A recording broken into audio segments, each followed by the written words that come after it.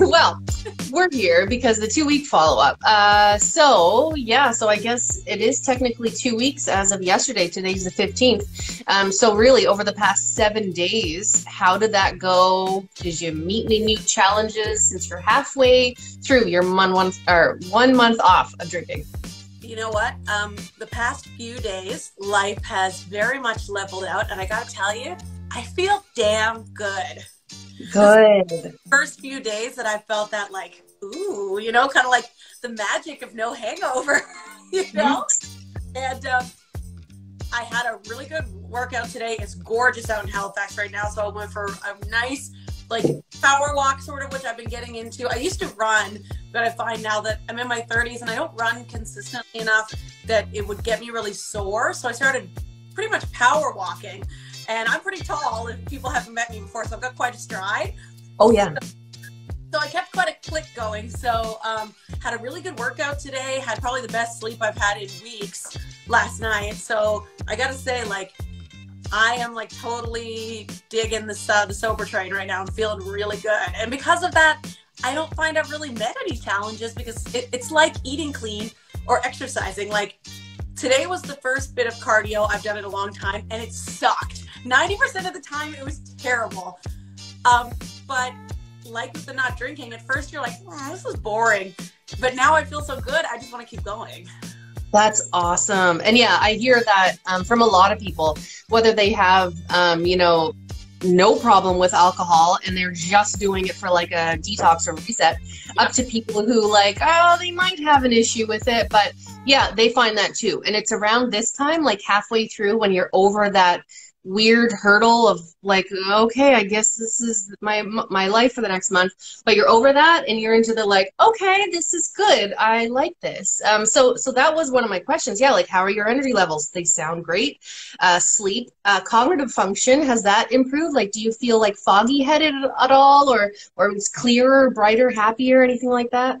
You know what? I haven't felt any kind of fogginess or anything like that. Even when like times that I'm hungover, you obviously feel kind of foggy, but I tend to have like a, Gatorade, pizza routine that tends to help me get out of that. But no, right now, to be honest, this is the first time that I felt like really good, energized, and excited to like not lose the momentum. Mm-hmm. Now once you get like kind of a little bit, you're just kind of working your way up, it totally motivates you to keep going, So no, like, for the most part, this is probably the best I've felt since we started this whole challenge. So it's interesting that you're saying that that's what most people say. It's right around this time.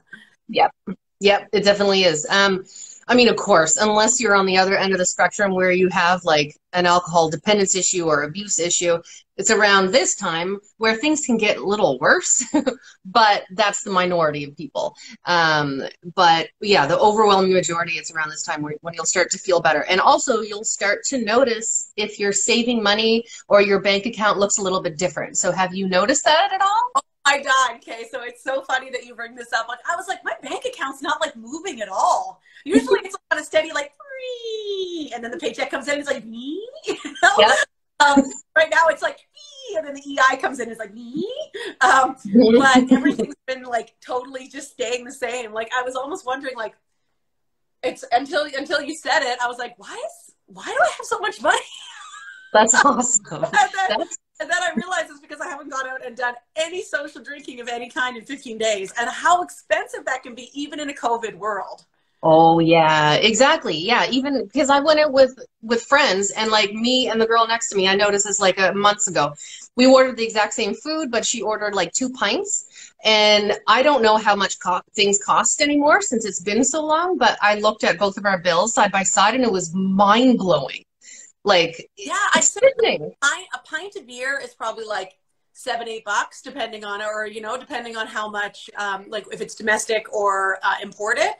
And a cocktail, like, I mean, a gin and tonic's gonna run you like $5.50 maybe, but like a premium cocktail that a restaurant is making, $7.50, $8 probably. Some of them $2 or more. No, no way. Like if I would apply that to how I used to drink and how so many of my friends still drink, like I don't know how you guys do it. Like I like to save my money and spend it on other things that I don't just like pee away throughout the night. Ah. It's so funny because I had never thought twice about it because it was just a part of socializing. Yeah. And the time that just when we first decided I was going to do this and we had our first that meal together at Hop Yard down on Gottingen, we didn't order any alcoholic drinks, obviously. And the bill, I was like, with the rest of it. Yeah. Welcome to my world. It's pretty awesome. So yeah, so what's happening this weekend for you? Is there anything coming up where you'd have to say no or alter your plans in any kind of way? I know it's supposed to rain, but I don't know. It's still a weekend.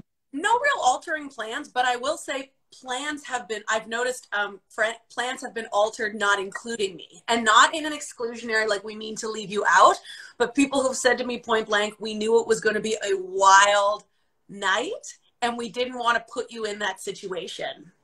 Yeah, that I'm glad you brought that up. 'Cause yeah, that's something so many of us face, whether we just take a month off or we say we're going to do it forever. People make that decision for us. And a lot of the time, sure, they know what the night is going to be like, and they're just trying to not make it painful for us.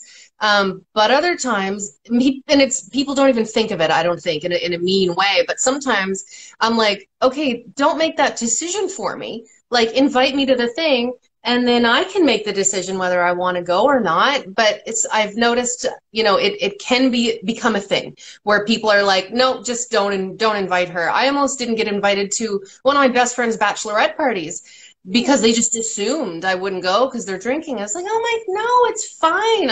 I can handle it. It's fine.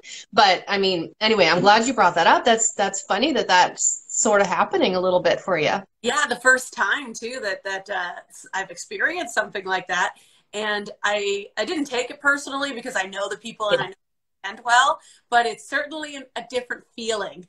It's kind of like, oh, okay, like hadn't thought of it like that. You kind of just think, I know we're sharing this on social media and stuff, but you're kind of thinking like, I'm just doing this on my own. But then you realize that it has this ripple effect. Mm-hmm. And it's like, yeah, the outskirts of your friend group. Yup, exactly. It's like when you go, not even necessarily on a diet, but like somebody who eats really clean or exercises regularly. Their friends might not invite them over when they have a pizza, movie, binge food, junk fest. It's very similar, and it's interesting because I feel like if somebody's gotten to the point, especially you, now I'm just doing this for a month, someone like you, people should know by now that you're able to handle navigating the world because you have been sober for 7 years and you live in one of the most alcohol-infused cultures in Canada. Yeah. Yeah, but still I know it does happen where I just straight up don't get invited to things. And it's fine now, but it really hurt for like the first year.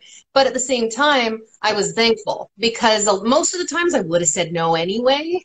But still, it would have been nice for them to be like, hey, we like you as a person.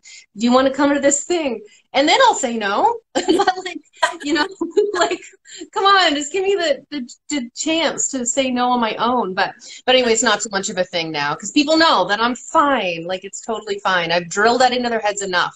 It's fine. How much people love making decisions for women, right? It's like, that's a rabbit hole we're not going to go down today. No, yeah, exactly. But I just had to make that little swipe. Yeah. It's a thing. To those particular friends, I really did respect it because from the sounds of it and from the looks of it, from what I had seen, it was a night that probably I just wouldn't have fit in at, especially considering, unlike you, this is just something that I'm trying to feel better, not something that is a forever lifestyle change, so I can understand a once in a blue moon where they're like, maybe we don't need to invite her to this mess, Totally. And that's fine because I remember what it was like to go out and like have that goal in mind to get wasted with your friends. Like, I would remember what it's like to not want to have someone there who was barely drinking or sober. I get it. Like, no hard feelings ever. Totally understand. So yeah, I guess that leads into the next, or the last question and sort of the fun thing where people can interact, if you like, of different ways that you can say no. And I know that like, sure, it can be like a fun thing, but like sometimes this can actually be helpful for people because, you know, maybe you're newly sober, and you're not really ready to say that out loud to like, I'm sober, or maybe you're going to a thing and you don't want to offend the host, whatever it is, coming up, like preparing before you go, preparing for what to say when someone offers you a drink. Can lessen a lot of anxiety and can just make you feel better going into it. So have you come to that where you had to say straight up no? And like, what did you do? Did you just say no and it was fine? Actually, it's interesting, and I'd be so curious to hear how you've navigated this, because there's a big difference between I'm sober for a month and I'm sober. Those are two very different things. So that's the thing, is that people, if I say, you know, like I don't eat meat.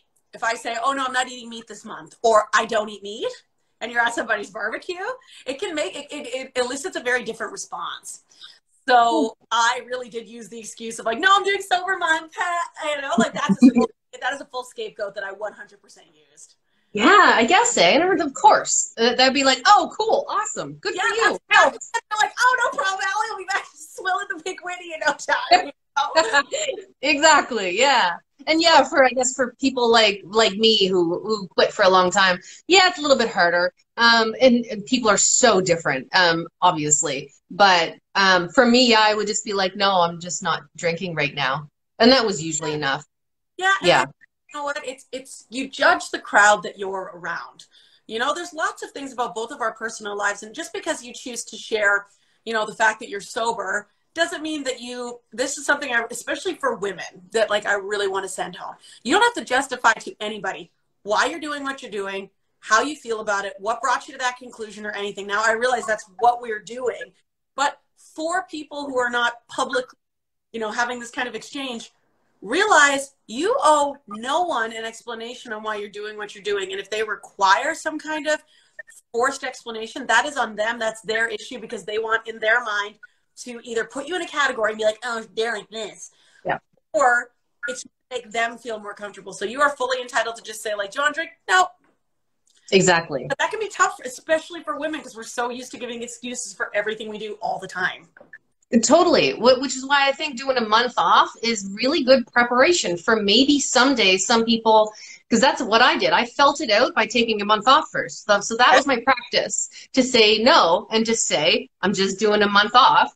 That was great practice for the months down the road where I actually did mean it forever. Well, funny too, because when you say you're taking the month off, as like somebody who's new to not drinking, I'm sure it would definitely make you feel a little bit less nervous. You know, it's like they say, take it day by day. Yeah. You know, so if you're just instead of saying like forever, you know, I'm never going to do this again, you take it month by month. But also, I feel like friends are supportive when they feel like it's a goal that you have, not something that is infringing on what they do. And I know people don't need to, but so often people will hear they're doing this, so by extension they're judging me for doing this different thing than them. So because I've had friends who've done something similar, started with like, oh, I'm not drinking this month, I'm not drinking this month, and then they'll be like, yeah, I decided I wasn't going to drink for a month, and it's been 6 months. And friends are like, yeah, you know, like they're so proud of them. Because they view it more as a personal thing than a unto them. And it's not up to you to make people feel comfortable, but it's something to be aware of so you can better understand maybe why friends act the way they do. Totally. And I found too, when it comes to other friends who like are your drinking buddy, if you tell them that you're sober for a month or whatever, or I'm not drinking right now, sometimes it can cause them to be like, wait a second, we have the same consumption. We drink at the same time. We're the same person. What do you mean you're taking a month off? Does that mean I should take a month off? Defensiveness. So that can happen, and it has happened a lot. It actually, but I think it was maybe a month in when I got sober, and I said that to my friend, and he said, "You're not an alcoholic. What are you doing? That's stupid." And I'm like, "Oh, okay." So that could happen too. It's like, buddy, you don't know. Like, people hide it. Absolutely. I think the best thing we can do is try, and I am saying this, I'm not great at it. Try to be gentle on yourself and on other people and how they act and react to this change in you, because change is tough for everybody, even other people's change. Yeah. your life, that are in your periphery, that you think about your own life, it can be really hard to see other people change, and can, yeah, make you evaluate whether or not you need to change. And if somebody's not ready to hear that, you know, so be gentle on yourself, but be gentle on those who may not quite understand why they're still here and you're here. And not that one is better or worse. Just try to be gentle, yo. This world is not tough enough. Exactly. Yeah. And one last thing around that. It's said in lots of different communities, and I've seen memes like, oh, as soon as you get sober, you'll find out who your real friends are. Okay, well, no, not necessarily. That just because your friend chooses not to follow you on your sobriety journey doesn't mean that they're never your real friend. People come and go in our lives throughout our entire lives, and they're there for however long they are, and they're a friend in that moment. They don't owe you to follow you. So that doesn't negate their past friendship. So that's just something to keep in mind too. I've had to let go some friends, and I've seen like on Facebook it come up like, oh, you should be friends with this person. I'm like, I thought I was. It happens. It's fine. You know, they just don't want to come with you on that part of your journey, and that's okay. So yeah, go easy. Yeah. Be gentle. It's tough. We all don't like rejection. Even if something we view as a perceived rejection that may have nothing to do with us. Humans are super self-centered by nature. We're all really like looking in on the self. And even if something has nothing to do with somebody else, we can tend to see it as a reflection or an issue with us. And I think, unfortunately, you just have to, you have to kind of decide whether the person's reaction warrants the conversation that is worthy of the friendship you have with them. Like, there's people who have issues with the fact that I'm not drinking for a month and I'm not friends with them. Like, go, you know, you're not my friend. But actual friends who may be curious and ask questions, if they have earned the space in your life to warrant the questions they want to ask, be comfortable with it. Own the decisions you make.